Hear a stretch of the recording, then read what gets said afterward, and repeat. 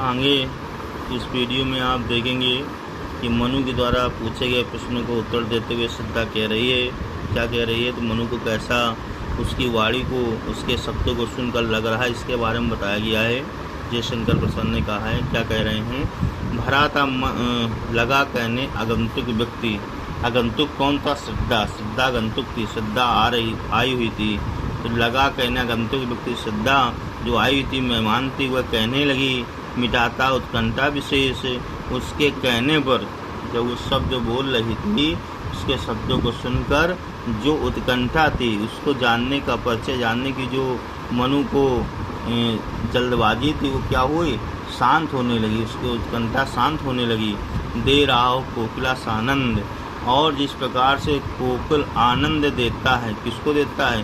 सुमन पुष्प को जो मधुमय संदेश, जो कोयल जो है बसंत के आने का सुंदर संदेश फूलों को दे करके जो आनंद देता है, वैसा ही आनंद इस समय मनु को प्राप्त हो रहा था श्रद्धा के द्वारा वाणी या श्रद्धा के द्वारा परिचय देने पर। कह रहे हैं, जब श्रद्धा ने अपना परिचय देना आरंभ किया तो जो मनु थे उनके अंदर की उत्कंठा, जानने की इच्छा शांत होने लगी और उसकी वाणी उसी प्रकार से लग रही थी जैसे कोयल फूलों को बसंत के आने का संदेशा देती है। आगे कह रहा है कि भरा था मन में न उत्साह। श्रद्धा कह रही है कि मेरे मन में नवीन उत्साह, युवा जोश भरा हुआ था, नवीन उत्साह भरा हुआ था। मेरे मन में नवीन उत्साह भरा हुआ था और मैं क्या चाहती थी?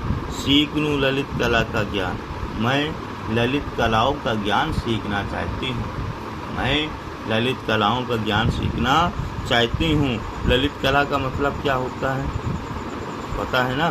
ललित कला वो कला होती है जिसमें गायन, गाना, वादन बजाना और नृत्य, नाचना सिखाया जाता है। उसके बारे में बात करें तो वही यहाँ कह रही है, मेरे अंदर में युवा जोश भरा हुआ था जिसके कारण मैं ललित कलाओं का ज्ञान सीखना चाहती थी। इधर रहे गंधर्वों के देश, पिता क्यों प्यारी संतान। कह रहे हैं, इसलिए मैं इधर जहाँ ललित कलाओं को सीखने के लिए गंधर्वों के देश में निवास करती हूँ, मैं उनके पिता की अत्यंत प्रिय संतान हूँ। कह रहे हैं, ये सीखने के लिए, मैं ललित कला सीखने के लिए गंधर्वों के देश में निवास करती हूँ और मैं इनके पिता की क्या हूँ, मैं अपने पिता की अत्यंत प्यारी संतान हूँ। ठीक है। और आगे कह रहा है, दृष्टि जब जाती हिमगिर ओर, प्रश्न करता मन अधिक अधीर। धरा की ये सिकुड़न भयभीत, आह कैसी है क्या है पीर। कह रहा है श्रद्धा, दृष्टि जब भी जाती हिमगिर की ओर, एक श्रद्धा कहती है, जब भी मेरी नज़र दृष्टि इस हिमालय पर पड़ती है, प्रश्न करता मन अधिक अधीर, तब तक इसके संदर्भ में विस्तार से जानने के लिए मेरे मन में अनेक प्रश्न उठकर मुझे बेचैन करते हैं।